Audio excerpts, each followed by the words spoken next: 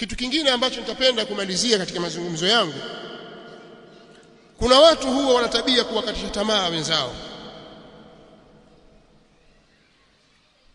na ndio maana utakuta kuna baadhi ya watu wenye kufanya maasi, baadhi ya maasi hawafanyi taa.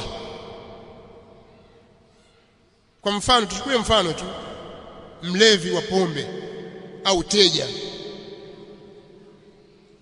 mlevi chakari kabisa, shakatishwa tamaa kwamba sasa wewe mlevi wanywa mapombe alafu utaswali vipi? Si uache kwanza. Ni vitu vihusiana.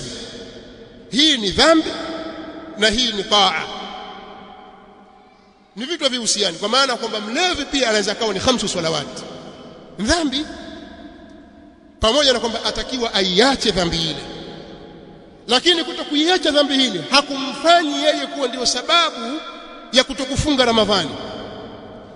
Haitakuwa sababu ya yeye kutokuswali swala za jamaa.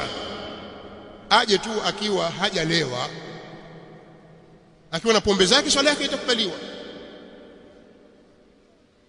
Lakini wao walivyoambiwa na kuaminishwa na baadhi ya watu kwamba hiyo haiwezekani bwana, mpaka uache pombe kabisa. Mbona wazinifu waswali? Mbona wachawi waswali? Mbona wala riba waswali? Hakuna watu wanakula riba wakaswali. Watakiwa waache hayo na taa wafanye.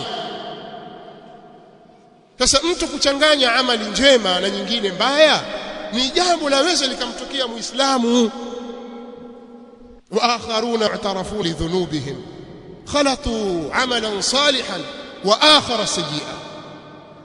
Allah subhanahu wa ta'ala katika surati at-Tauba alipowataja wale as-sabiquna al-awwalun min al-muhajirin wal-ansar, alipoeleza habari yao katika aya 100, aya 101 akaeleza wa mimman hawlakum min al-a'rab munafiqun wa min ahli al-madinati maradu 'ala an-nifaq la ta'lamuhum, mpaka mwisho wake. Ikaja aya hii sasa, na kuna wengine wao wamekiri makosa yao na shani yao, wao wanachanganya amali njema na nyingine amali mbaya, mema afanya na mabaya pia afanya.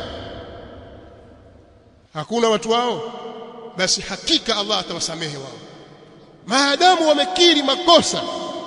Hakika Allah, asa kwa Allah ina maana ya hakika. Kwa hiyo unapokuwa unafanya dhambi, isikuzuie dhambi hiyo kutekeleza ile jambo la wajibu, kwa sababu wewe ukiwa kwa sababu ya kunywa pombe au kwa sababu ya vuta bangi ikawa huswali, ile ni dhambi, haija kutoka kwenye Uislamu. Huku kuacha kuswali wa wakafiri. Lakini ili usaidiwe, utakiwa ujiepushe na makundi mabaya na watu wenye uraibu mbaya, warafiki waovu. Kaa na watu wazuri, kaa na watu wema, jifunge na vikao vya ilmu. Hilo litakusaidia kutoka huko kwenye bangi zako na kutoka kwenye unga wako na mirungi yako na uzinifu wako na riba zako. Litakusaidia hilo kukurudisha katika usawa. Hilo litakusaidia kukukumbusha kwamba mbona huku nakokwenda siko. Warudi kwa Allah, watubu kwa Allah subhanahu wa ta'ala, kimya kimya, hakuna mtu ajua. Umesimama baina yako wewe na Mola wako, muombe msamaha. Lakini dhunub ni ni nuksi kwa mwanadamu.